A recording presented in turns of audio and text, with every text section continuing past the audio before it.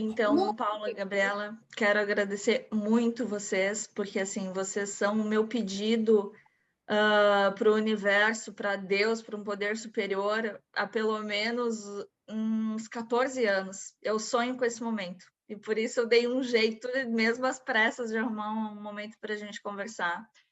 Porque, gente, eu acho que vocês estão fazendo algo aqui hoje que é a primeira vez no Brasil que um tema de psicopatologia se ocupa publicamente de falar sobre as constelações.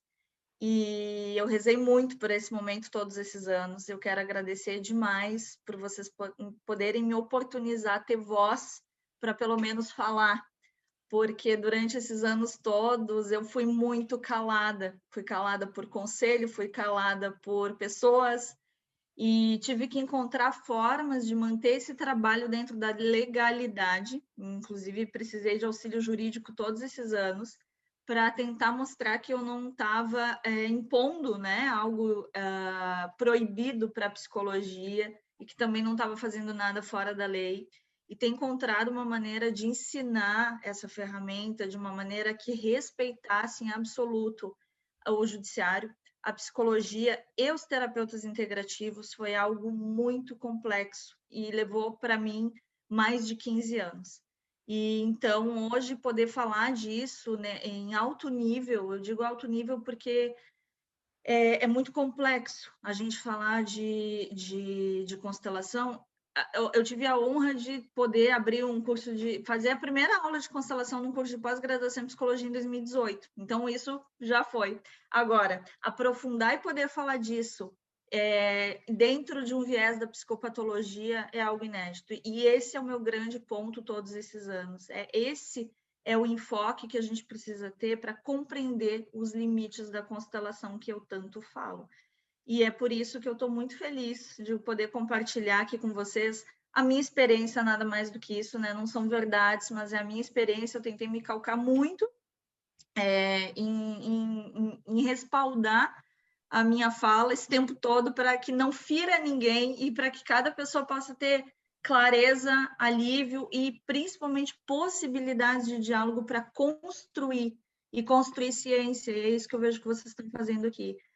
A psicologia, a psicopatologia especialmente, né? E por isso que eu falo que isso realmente é uma conversa de alto nível, uma conversa muito difícil de se ter e muito complexa. Mas no momento que a gente abre essa porta, o que a gente está fazendo? A psicopatologia, ela não é bonita, ela é a parte complexa, difícil e absolutamente desestruturada das pessoas que a gente precisa falar sobre, e é disso que o psicólogo tem que se ocupar, para que a gente consiga jogar luz sobre as constelações dentro daquilo que as constelações em si, elas parecem muito bonitas olhando de fora. E, na verdade, quando a gente tem a noção da complexidade do cérebro, da psicopatologia, a gente consegue olhar para as constelações com um viés que não é lá tão bonito assim. E o psicólogo, ele estuda 5 anos justamente para poder pegar tudo que é de difícil, dolorido, ardido, ferido. Eu digo que é o esgoto do nosso cérebro, né? O inconsciente de onde todos os medos e traumas e problemas vão. E não é à toa que a gente estuda tanto, para que realmente se possa pegar toda essa feiura, né, e transformar isso em beleza de uma maneira possível, porque alguém que já está no nível da psicopatologia, às vezes é irreversível, quando a gente está falando das psicoses, por exemplo, né? Enfim, eu quero ouvir vocês responder todas as perguntas e dizer que para iniciar, né, tudo que vocês vão me perguntar aqui, nesse tempinho que a gente tem, espero que seja uma abertura de voz para muita gente. Eu quero conduzir a nossa conversa através de um estudo de caso, que eu acho que vai ilustrar muito todas as perguntas que vocês me fizeram. Então, por favor, estou totalmente aberta e disponível para trocar aqui com vocês. Dani, eu queria te dizer, a princípio, que é um prazer e uma honra para a gente ter você aqui como entrevistada, né? Que nós compactuamos também da sua ideia, do que você está tentando colocar para todo mundo, e que, para a gente ser porta-voz dos estudantes de psicologia, pelo menos aqui na Bahia, e levar o que você está trazendo para eles, é de uma honra, assim, absoluta. Não tenha dúvida. Sim, Eu fico estamos muito muito feliz. felizes. É um prazer enorme. E agora eu vou te apresentar, né, para as pessoas saberem com quem que a gente está falando e damos sequências na entrevista, tá certo? Beleza, maravilha. Maravilha. A gente convidou, tivemos a honra de convidar e ela aceitar, imaginem, Daniele Tedesco, que é formada em psicologia, terapeuta integrativa, professora de consciência e comunicação sistêmica e desenvolvimento de intuição, escritora e mentora.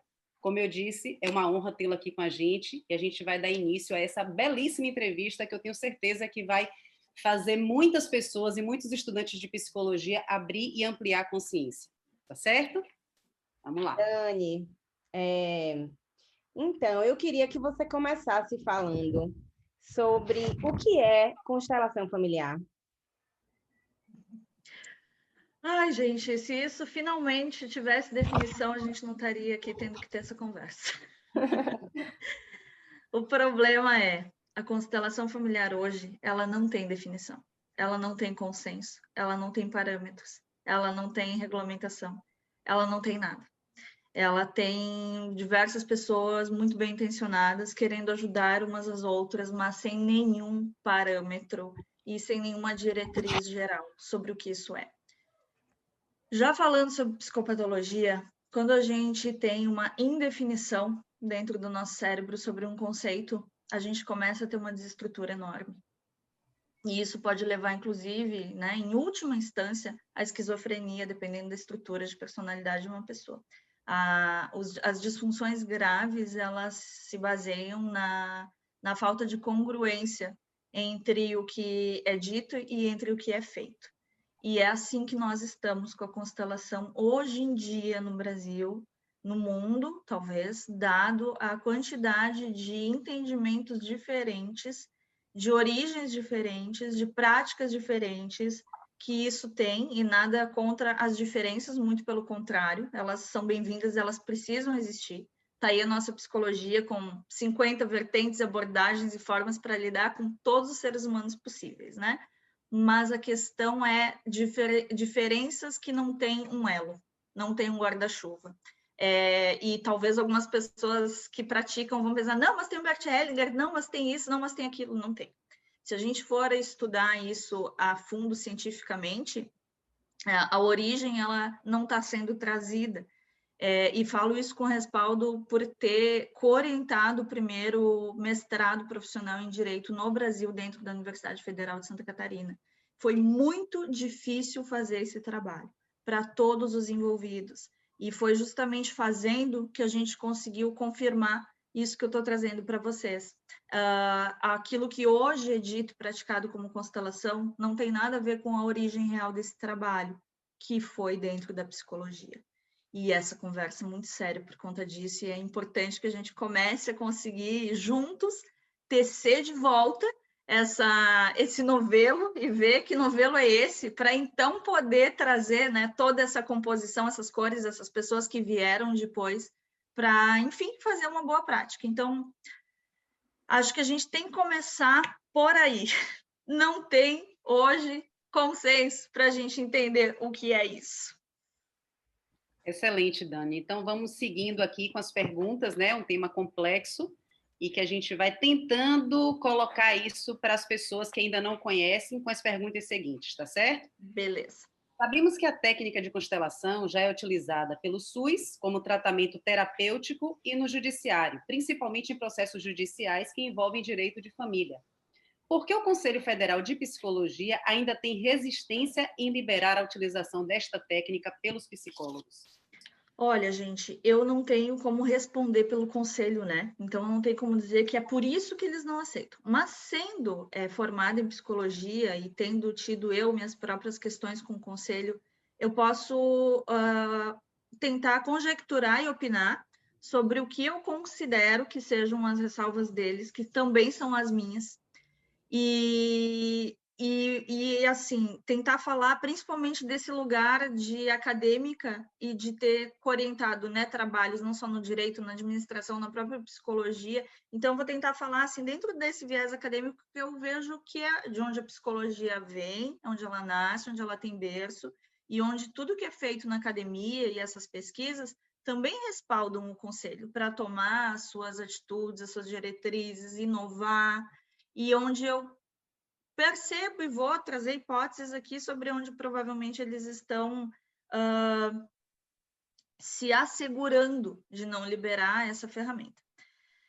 A primeira delas, que eu acredito muito, e também foi a questão lá no ambiente de pesquisa na Federal, ressalva, gente, é um parênteses, né? Esse trabalho só foi aceito e teve continuidade depois de muita luta, porque eu era formada em psicologia. E aí eu acho que mora o grande ponto da questão. A constelação hoje, quando ela traz trabalhos que às vezes são belos, são efetivos, mas que tem também esse outro viés de nem sempre atentarem para as questões da psicopatologia. Eu vou, inclusive, trazer uma hipótese de que muitas vezes seja sorte, porque é sorte, eu acredito, quando as pessoas não surtam em trabalhos de constelação que são muito, muito profundos, porque a gente não tem um preparo. E isso também tem a ver com os argumentos, né, sobre o conselho. A gente não tem um preparo anterior sobre as pessoas que vão fazer a constelação. Qual é a estrutura de personalidade delas? E isso foi algo que eu me ative muito em trazer como processo nessa pesquisa, já que a gente estava dentro de um escritório modelo, servindo a comunidade, em pessoas que estavam lá para ter uma assistência jurídica e não psicológica. Então, imaginem a complexidade disso, né? Eu fiz elaborei uma forma de fazer triagem para identificar dentro daqueles possíveis, né, as pessoas, né, que iam passar pelo experimento que não tivessem uma estrutura de psicose e não tivessem uma estrutura de quadro de psicopatologia que pudesse trazer para a gente e para o assistido problemas maiores. Então, isso eu acho que é uma das grandes questões, o preparo, né, anterior, não se tem esse cuidado. Outra, gente, a constelação hoje, da forma como ela está, ela é feita de uma maneira que é como se ela não viesse da psicologia. Como isso? A psicologia, o conselho, não tem como ele aceitar uma ferramenta, uma técnica, uma abordagem, uma filosofia, deem o nome que quiserem, porque nem isso hoje está posto, várias pessoas usam, né, de diversas formas, como integraram isso para si no seu background profissional. E o conselho, como é que ele vai integrar a um conhecimento que é dito no senso comum, que veio de alguém que não tem nenhuma relação com as áreas que trabalham o cérebro? Isso é inconcebível. É inconcebível trazer algo que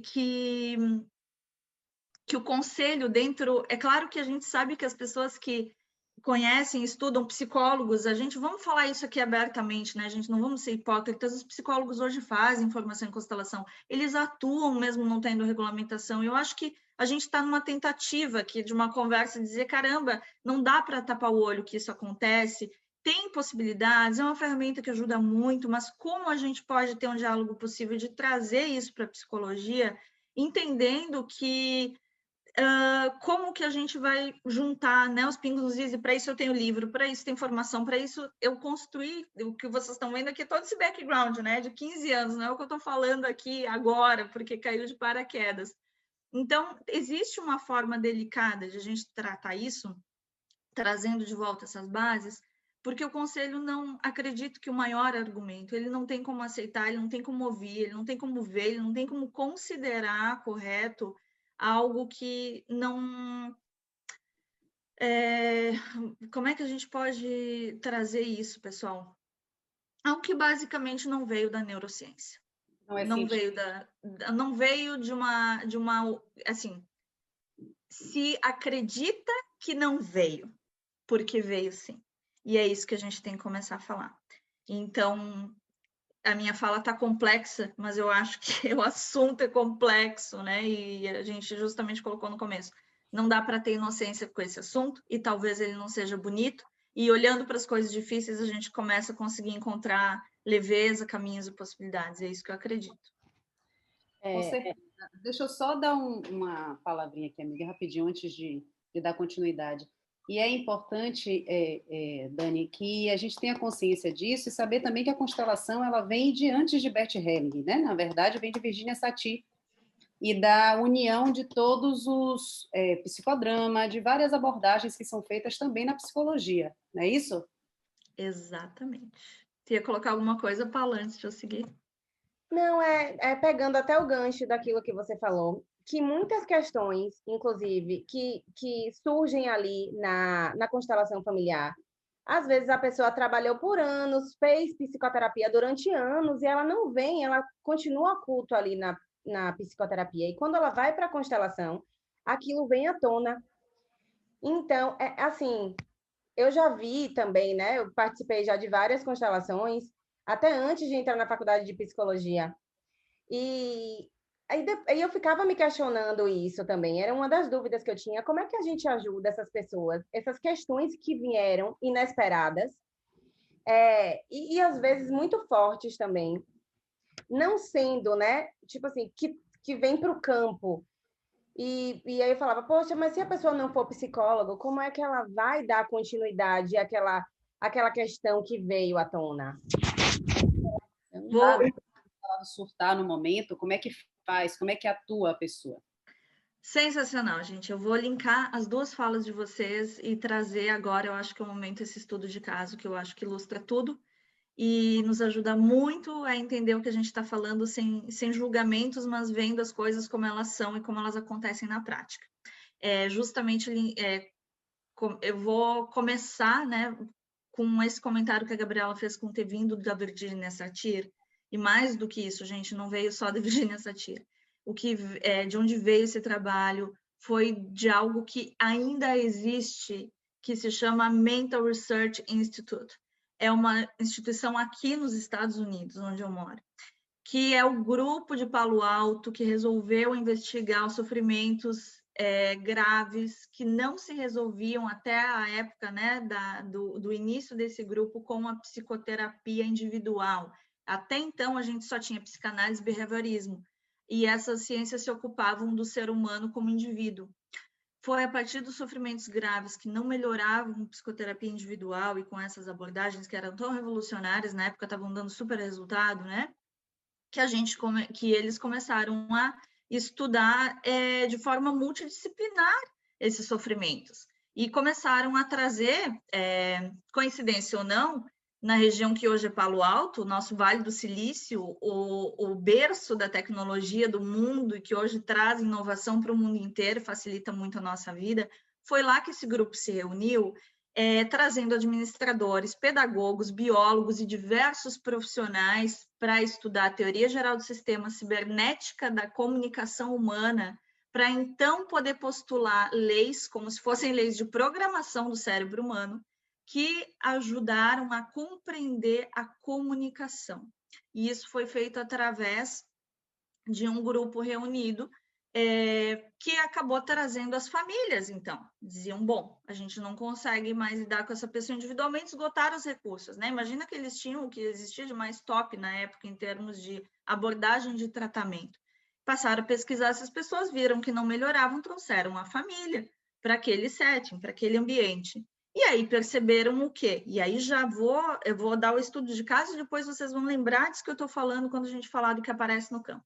Eles começaram a perceber que todo aquele sofrimento que aquela pessoa trazia estava relacionado a tudo que a família também estava trazendo, e que aquele cliente ele nada mais era do que na época se chamou de paciente identificado, que é a pessoa que com aquele sofrimento enorme começa a traduzir todo um sofrimento que está ligado em todas as pessoas com quem ela está vinculada.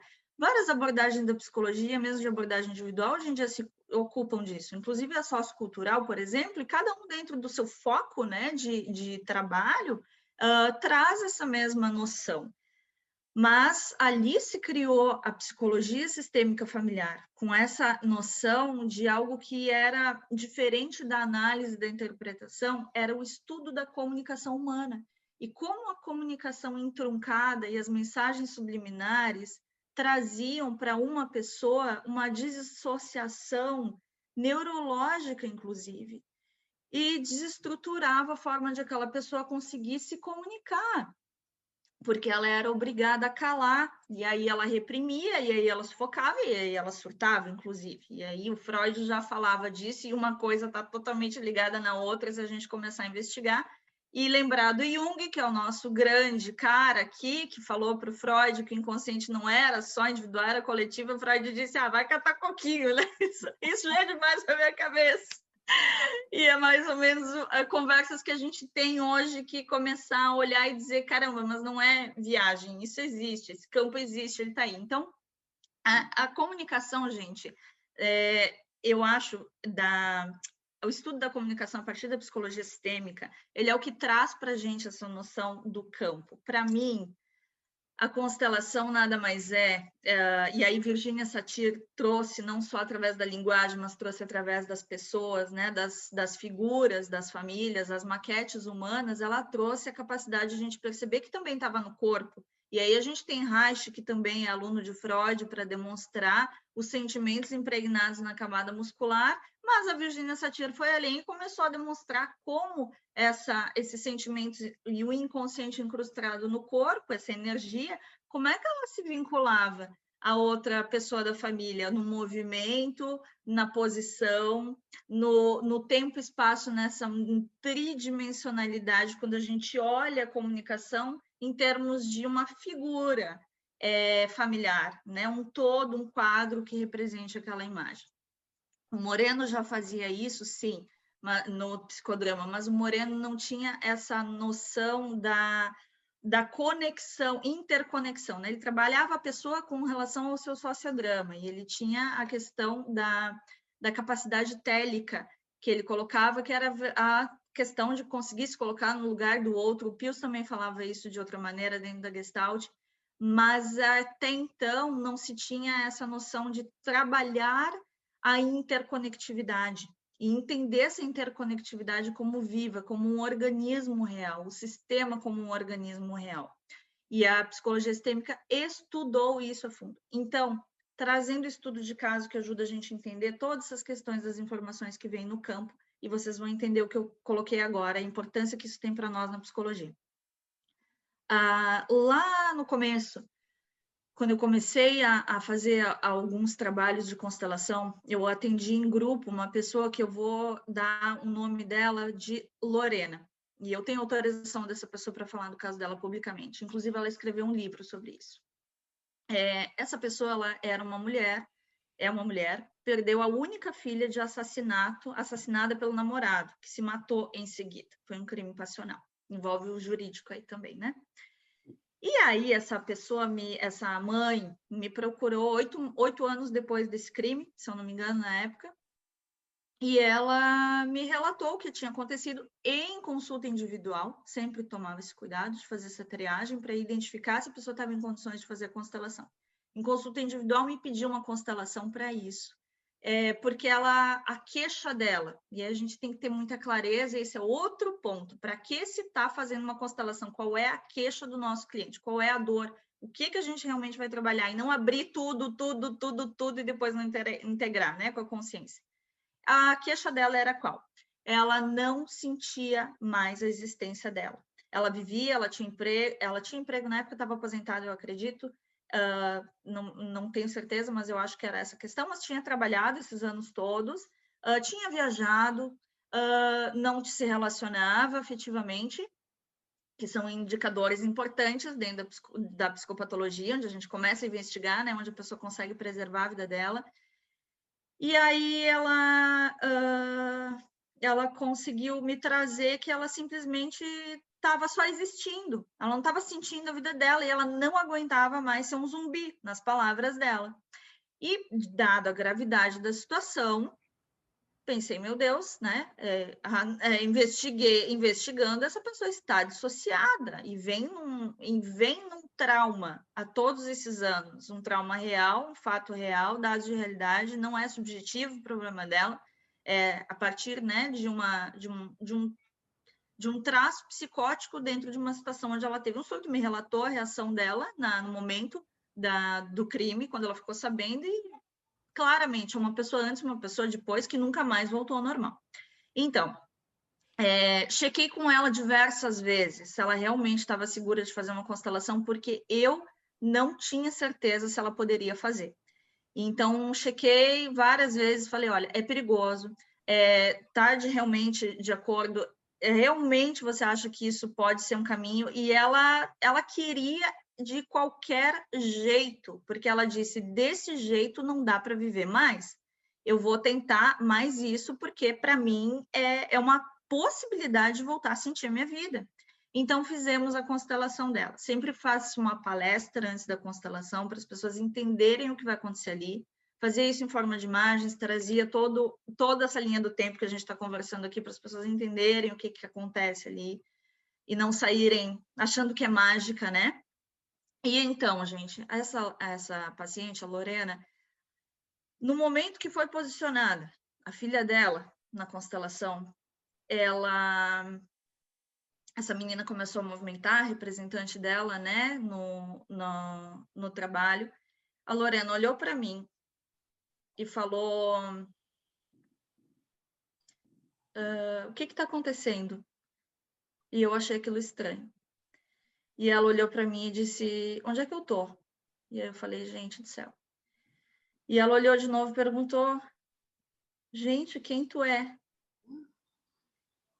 E o que eu tô fazendo aqui? E tinha 30 pessoas na sala. E ela olhava para todo mundo. Todos os alunos tinham se apresentado, eu sempre tomo esse cuidado de se apresentar e se integrarem, construir um lugar seguro, e ela olhava para as pessoas e dizia, gente, o que eu estou fazendo aqui? Que lugar é esse? O que está acontecendo? Bom, nós da área da psicologia sabemos que isso é um surto. É uma dissociação, por conta de um trauma que ela acessou e não deu conta. Essa pessoa, eu fiquei tranquila, por quê? Porque eu tenho formação em psicologia. Fiquei com receio, mas eu sabia manejar aquilo. Eu sabia ferramentas para trazê-la de volta e eu tinha, inclusive, a consciência de que ela poderia não voltar. E isso era a hipótese que para mim estava longe, mas que também me assustava. Porque o que eu pensei na hora como estratégia, profissionalmente falando, eu pensei, bom, isso é um surto, ela vai demorar. Se ela tiver a oportunidade de voltar, mesmo que eu fique aqui com ela até, isso era de tarde, um dia, no final da tarde, mesmo que eu fique com ela até de manhã aqui e não saia do lado dela, não tem problema, eu vou ficar. Enquanto eu não esgotar todas as possibilidades até amanhã de manhã, que eu posso chamar um psiquiatra para vir aqui ajudar, eu não vou me apavorar. Eu vou usar todos os recursos que eu tenho. Por 3 horas, mais de 3 horas, ela ficou nesse estado. Ela olhava para mim, ela olhava para os colegas, ela não sabia onde ela estava. Gente, a força do grupo, né? Quando a gente estuda a dinâmica de grupo, foi tão forte, e isso também me deu um grande balizador, um grande suporte, que eu não... ninguém perdeu a atenção por um momento. Aquela questão quando o grupo dispersa, né? Quando as coisas se perdem, a gente vê todo mundo dispersando, as coisas se abrindo, se mexendo, nenhum momento. Todo mundo ali com a gente o tempo inteiro, mandando boas vibrações para ela, pedir para que cada um confiasse, né, no seu poder superior, que também trouxesse orações dentro da sua crença, na sua forma de emanar energia para que ela pudesse retomar através do amor e da compaixão por essa história, pelo que ela estava vivendo ali. E eu tenho certeza que isso também ajudou muito. E a força do grupo que a gente conhece, que é algo, né, surpreendente sempre, né? Mas eu tenho certeza que outras ferramentas que eu utilizei nessas 3 horas foi o que me ajudou a ir trazendo de novo, né, sinapse por sinapse. Por exemplo, ter reconstituído a cena, eu levei ela várias vezes de onde ela estava até o carro e fui fazendo ela lembrar até onde ela lembrava, nem do carro ela lembrava, não lembrava da rua, lembrava vagamente qual era a cidade, e ali era onde eu conseguia ter um pouco de lucidez ainda, né? A cidade onde ela estava. Então, imagina o nível da proteção, né, desse inconsciente para ela realmente não lembrar e não acessar aquilo. Bom, não vou entrar nos detalhes sobre isso, nessas 3 horas, o que se passou, mas eu usei de todas as ferramentas possíveis de manejo de trauma, e isso um constelador não tem, e por isso eu vou depois, né, mais adiante, se a gente conseguir aqui, dentro do tempo que a gente tem, colocar isso. E aí sim, a Lorena, depois de mais de 3 horas deitada no colchonete, muito contato visual, bastante, né? O MDR fala muito disso, a gente tem a questão daqui, né, para não dissociar, e o que eu dizia para ela o tempo todo era, eu estava de mãos dadas com ela, eu estava olhando para ela, e eu dizia, em mim você confia? Tudo bem não estar conseguindo reconhecer nada, mas mesmo não lembrando quem eu sou, em mim você confia? Olha nos meus olhos, em mim você confia? Ela dizia assim, eu estou segura, estou confiante. E eu tenho certeza que isso também foi um dos grandes elos, né? Que fez com que ela conseguisse ficar no momento presente. Ela virava os olhos, saía fora, e eu voltava, e eu tive que ser muito, muito, muito firme o tempo todo. Volta, volta, volta. E realmente dando comandos para ela não sair dali, porque aí sim eu tinha essa desconfiança de que mais um surto, talvez ela não voltasse nunca mais. E então foi ali que eu comecei a perceber a importância, mais do que nunca, de não me calar e seguir falando que as constelações não podem manejar trauma, elas não podem se colocar em situações, né? Quem não tem formação em psicologia, de ir até o trauma. E já linkando com uma pergunta, né, que a gente tem para conversar aqui, isso é um dos grandes limites que os consteladores que não têm formação em psicologia têm que começar a perceber e encarar para poderem fazer um trabalho efetivo de harmonia nos relacionamentos. Porque realmente isso é possível. Eu tenho diversos relatos, eu tenho diversos clientes. Lá no meu YouTube está cheio de comentários, quem quiser olhar, está ali aberto para todo mundo ver, de pessoas absolutamente desesperadas pelo que virou a mente depois de um trabalho de constelação. Então, a gente não está aqui generalizando, a gente está aqui colocando um ponto de atenção a algo que é real, concreto, cada vez mais comum por essa falta de diretriz sobre o que é esse trabalho. E aí, gente, a questão do campo, né? O que o campo mostra? O que o campo mostrou para a Lorna que não mostrou em anos de terapia, porque ela também tinha feito? Mostrou para ela a capacidade de ver o todo, de ver não só o que ela está pensando da situação, mas assim como é num grupo e seria também com os bonecos, ela acessa uma consciência total daquela cena. A psicologia sistêmica familiar já fazia isso há muito tempo. Não é uma questão que a constelação traz, né? É uma questão que a constelação, do jeito que ela é feita hoje, ela tem um poder mágico de trazer à tona informações que a psicologia não tem. A psicologia sistêmica familiar faz isso há muito tempo. Através do quê? Da linguagem entre todas as pessoas. A pessoa que é o paciente identificado, que vem para uma terapia familiar e que não conseguem ali lidar com o seu problema, no momento que é feita uma terapia com todos os familiares, ela também vê coisas que ela nunca via. Ela também vê coisas que ela não fazia ideia. Ela também vê coisas que, de outra maneira, pensando sozinha, não seria possível. E por isso é que existe uma ciência por trás disso. Não só através da linguagem, como através dos gestos e de tudo que vem à tona quando a gente está mexendo com a energia, os pensamentos, o campo psíquico de várias pessoas ao mesmo tempo envolvidas numa mesma situação. E é por isso que o campo mostra. E isso não é mágica, e a gente tem que desmistificar isso. É uma percepção, e eu uso muito a teoria da percepção sobre isso a gente precisaria de uma outra live inteira sobre, mas ontem ainda numa mentoria estava falando com uns alunos sobre isso. A gente só consegue realmente ter clareza de um trabalho de constelação sem loucura quando a gente tem noção onde está a nossa percepção, onde está a percepção do cliente, e que a percepção do constelador ela tem que ser ajudar o cliente a expandir a sua percepção. Jamais, em termos de saúde mental, o constelador perceber coisas pela pessoa. No máximo, ele pode sentir, usar no campo per hipótese, sempre perguntar se faz sentido para você. É a nossa perguntinha básica, né? E eu tenho essa impressão, o que você está sentindo está me trazendo determinadas sensações, pensamentos, isso faz algum sentido, mas nunca a gente dizer, aconteceu isso na tua família, ou então narrar a constelação para a pessoa como se o constelador tivesse capacidade de perceber toda a infinidade de variáveis que tem dentro dessa pessoa. Partindo, gente, da questão do vínculo. O vínculo com esse profissional, ele já parte de um viés de vulnerabilidade daquela pessoa. Quem vai buscar constelação, terapia, vai buscar porque não está bem, vai buscar porque a mente não está organizada, vai buscar porque está vulnerável emocionalmente. qualquer coisa que venha a partir dali. Se a gente não contrata no nível de equidade, né, de cada um ser ali responsável pelas suas coisas, de que a percepção dele é muito mais válida sobre as suas coisas do que a nossa, e a gente não está para dar resposta, a gente está para orientar, como eu digo, colocar uma lanterna no problema e ajudar a pessoa a achar suas coisas. Se não é assim, a gente está absolutamente, mesmo que a gente tenha a melhor das intenções, a gente está absolutamente suscetível a colocar coisas na cabeça da pessoa que às vezes não são reais, e ela acaba absorvendo aquilo como se real fosse.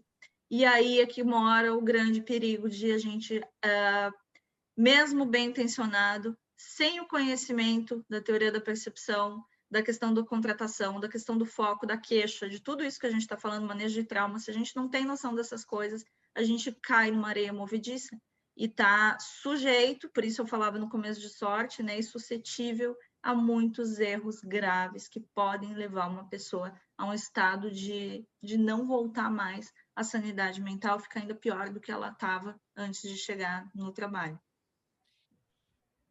Dando continuidade aqui à nossa entrevista, eu queria te perguntar o seguinte, Dani: é necessário acompanhamento psicológico pós-constelação?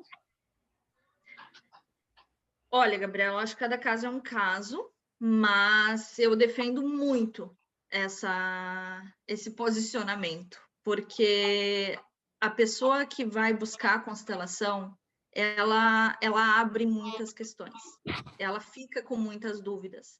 E eu acho que a gente tem um mito nas constelações, em alguns trabalhos, que dizem que as pessoas não podem falar sobre a constelação depois. Isso é o oposto do que a gente aprende em psicologia. Isso é o oposto do que a gente defende como saúde mental. A gente defende, como princípio de saúde mental, que falar sobre o que ouviu, percebeu e sentiu, e integrar isso com a sua consciência, na sua percepção, ajuda na sanidade mental e na responsabilidade sobre as suas coisas. E quando é assistido por um profissional capacitado a fazer isso, melhor ainda.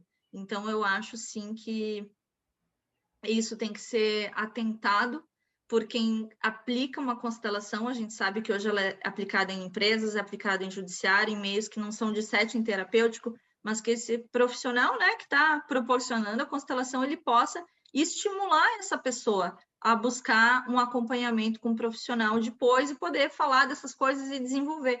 E mais do que isso, eu acho que isso é uma grande riqueza para os psicólogos, poderem extrair mais informações, tanto quando eles, né, quando puderem terem a possibilidade de aplicar e ter informações a mais para ajudar o seu cliente, quanto eles terem informações que vieram de uma constelação para poderem auxiliar o seu cliente a ter mais qualidade de vida nos seus pensamentos e se investigar de uma forma mais ampla, que é nesse viés de poder olhar para o todo, para as pessoas envolvidas e não falar só sobre si, seus sentimentos e o ângulo dele das questões, né? Que é o que a psicologia sistêmica familiar já faz também através da linguagem, da fala e comunicação. É interessante isso, Dani. E você vem falando várias vezes sobre a psicopatologia. Há pessoas que não devem fazer constelação, que não podem fazer constelação familiar, e se, por exemplo, tiver algum transtorno, algum aspecto, né, psicopatológico, tem como curar a constelação? Existe essa palavra cura na constelação? Sobre a psicopatologia, Gabriela, Paula, eu não acredito nisso. Por quê? E aí vou falar de algo que é assim. A constelação, dentro de um viés de saúde mental, ela deveria ser feita de uma forma, sempre de uma maneira que o cliente possa realmente ter consciência do que está se passando. Que ele possa realmente ter noção de quem são aquelas pessoas, do que aquilo significa para ele, e de ele poder ter uma capacidade de sentir, de perceber, de integrar com a consciência, como a gente estava falando, de racionalizar sobre, e ter seus significados. Essa capacidade, a gente sabe que ela é possível em pessoas que estão com as suas funções psicológicas básicas preservadas. Alguém que tem ainda a capacidade de raciocinar, de pensar, tem a sua questão afetiva preservada, apesar de problemas da vida, né? E por isso, hoje em dia, a psicologia, ela, graças a Deus, traz para a gente a possibilidade de prevenir, ajudar pessoas que estão sãs e não só, como antigamente, apagar incêndio com quem já surtou e já está passando muito mal. Agora, com relação a quadros que já são crônicos, como eu costumo chamar, existe uma neurose grave, existe um transtorno obsessivo-compulsivo já num quadro avançado, por exemplo. Existe principalmente a questão da psicose. A gente tem que começar a pensar num trabalho preventivo, numa anamnese e numa entrevista anterior à constelação para perceber se a pessoa está apta e tem condições, como eu estava dando o exemplo naquele estudo de caso que eu passei aqui para vocês. Então, se a gente pensa dessa forma, o profissional, o psicólogo que se ocupe de perceber se essa pessoa está em condições mentais, ele previne aquilo que pode se tornar uma bomba relógio quando o cliente vai para uma constelação, principalmente no nível de psicopatologia, quando ele tem uma psicose, por exemplo. Eu não acredito que a constelação cure psicose. Eu acredito que a constelação, ainda mais quando ela é feita sem consciência, onde a pessoa assiste, não entende, ou o constelador está narrando para ela o que está acontecendo ali, isso dissocia mais ainda. Deixa a pessoa ainda mais confusa, ainda mais no mundo das ideias, ainda mais entendendo coisas que a gente nunca vai saber que representação ela está dando para aquilo no momento que ela está vendo algo que não está organizado, que não faz sentido concreto. E a gente pode desestruturar pessoas fazendo isso. E esse é o grande propósito da nossa conversa aqui, né? A psicopatologia poder servir a essa consciência. Conversei com vocês antes nos bastidores sobre a questão de que lá no meu YouTube as pessoas, como eu falo muito, né, da psicologia versus constelação e tal, muita gente vai lá desabafar, que passou muito mal e segue muito mal e a vida piorou muito depois de uma constelação. E eu acredito que são pessoas que, se tivessem tido um cuidado anterior, né, de observar o seu estado e se tem estrutura para fazer a constelação, e não estou dizendo que só as que estão num quadro ruim ou de psicose passam mal, pelo contrário, né? Tem muitos trabalhos aí que dissociam pessoas que estão bem. E a gente ouvir, né, essa demanda dessas queixas, dessas pessoas que estão dissociando, ajuda a perceber que realmente a psicologia e a psicopatologia precisam se ocupar de dar apoio e suporte para essas pessoas que estão mal assistidas. Então, não acredito não que constelação cure. Eu acho que ela cura o quê? Acho que a constelação ela pode ser uma excelente ferramenta de curar relações, de ajudar as pessoas a pacificarem seus relacionamentos. Se a gente se ativer a esse foco, tem muito trabalho para fazer, tem muita relação para pacificar, em todos os ambientes que não são um setting terapêutico de psicologia, nas empresas, no judiciário, nas questões de direito de família, e a gente pode dar um grande respaldo para esses profissionais poderem lidar com essas coisas do dia a dia. Então, se a gente pensa na constelação dessa forma, né, curar laços, curar afetos, curar amores, reintegrar pessoas, é algo que nos protege muito de poder trabalhar dentro de uma realmente saúde mental. Agora, a questão do trauma e da dissociação desestrutura, eu acho que é o que a psicopatologia poderia realmente dar uma olhada melhor e começar a conversar sobre isso. E para a gente finalizar, com muita dor no coração, porque a gente está adorando a conversa, poderia durar aqui bastante nosso papo, mas a gente tem tempo e você também tem sua agenda lotada. Qual a sugestão que você daria a nós, estudantes de psicologia? Sugestão? Sim, uma sugestão a respeito dos estudos de constelação, das terapias alternativas. O que você poderia dizer para a gente nesse campo das constelações, principalmente, que é o que a gente está tratando aqui? Gente, teria 1000 conselhos para dar do que eu vivi até aqui, nessa bagagem, mais de 15 anos de formada, né, em psicologia. Agora, eu vou falar com vocês como se eu estivesse falando comigo no passado.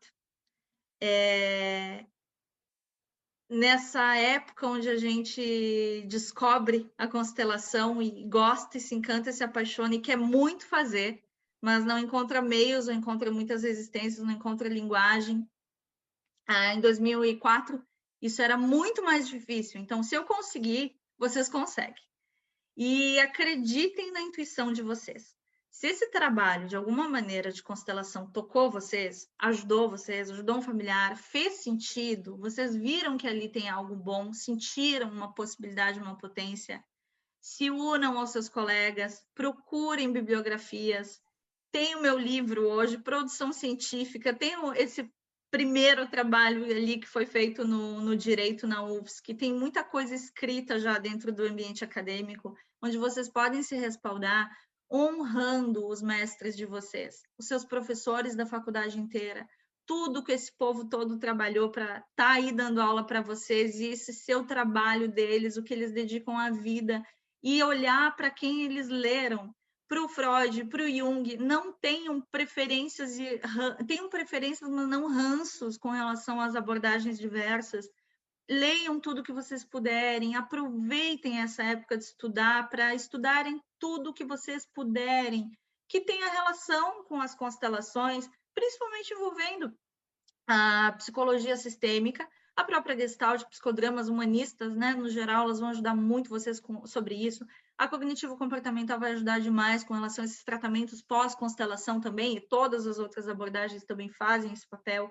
Então, tudo pode ser integrado, tudo que vocês estão estudando pode ser integrado e pode ser ampliado desde que vocês se dediquem a estudar, ter suas próprias percepções, experiências, e fazendo isso, acompanhados pelos professores e orientadores de vocês, é muito possível construir ciência, construir conhecimento, porque vocês estão bebendo da fonte. Então, não achem que vocês estão separados disso, ou que a psicologia tem que abraçar uma constelação hoje muito ainda disseminada sem diretrizes. Vocês estão no berço.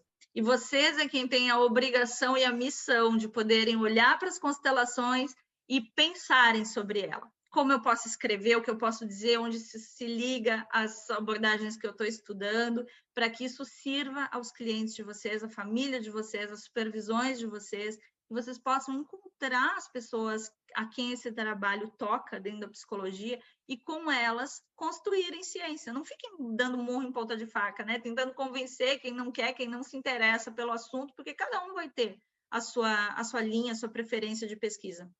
Mas aquelas que têm interesse, e hoje em dia, graças a Deus, são muitas, eu fico muito feliz com isso, porque lá no começo, quando eu tinha idade de vocês, eu era muito, muito, muito sozinha, eu não tinha com quem trocar, eu tive que ir para a Europa para aprender isso em termos, nas empresas, por exemplo, voltei tendo que me explicar do primeiro ao quinto, sem ter onde respaldar minha fala, mas eu produzi muita coisa praticamente do zero, com muito apoio de quem veio antes na psicologia, né? Eu não reinventei a roda, eu só resgatei as nossas raízes, nossas origens. Então, façam isso, que a gente tem de onde beber, tem o que fazer, e tem muita gente a quem servir, porque eu acho que o que o nosso país mais precisa nesse momento, chego a me emocionar, é integração, é paz e é amor para as famílias. E isso a gente escolheu fazer.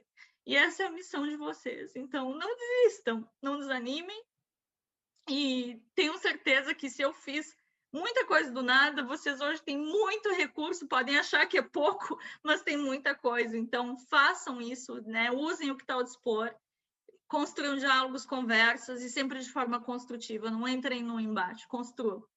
Construam, leiam, escrevam, trabalhem, façam pesquisas, encontrem cobaias boas, né, que se sujeitem a poderem fazer pequenos experimentos com vocês com relação a isso, nos seus núcleos de pesquisa, na comunidade, na família, seus clientes, e comuniquem, né, que estão fazendo experimentos, e pesquisem.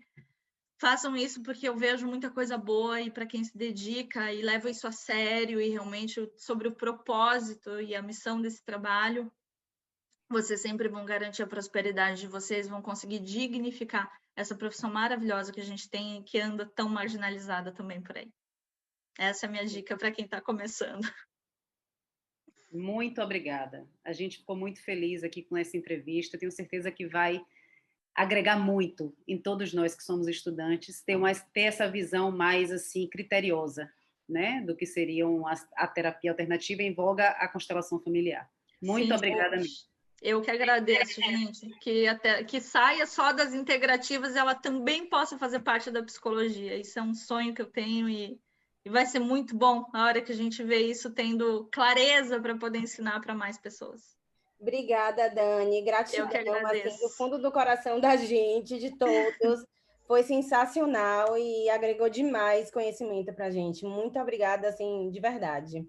Eu que Beijo. agradeço o convite. Para mim é uma honra, gente. Para mim é uma honra. Espero que vocês que estão assistindo também no futuro possam ver o resultado do trabalho de vocês, desde que vocês não desistam, assim como eu estou podendo participar hoje desse encontro com vocês, que para mim é um sonho realizado. Muito obrigada também de todo o meu coração.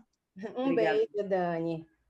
Um beijo para vocês também, pessoal. Até. Até. Tchau, tchau. Tchau.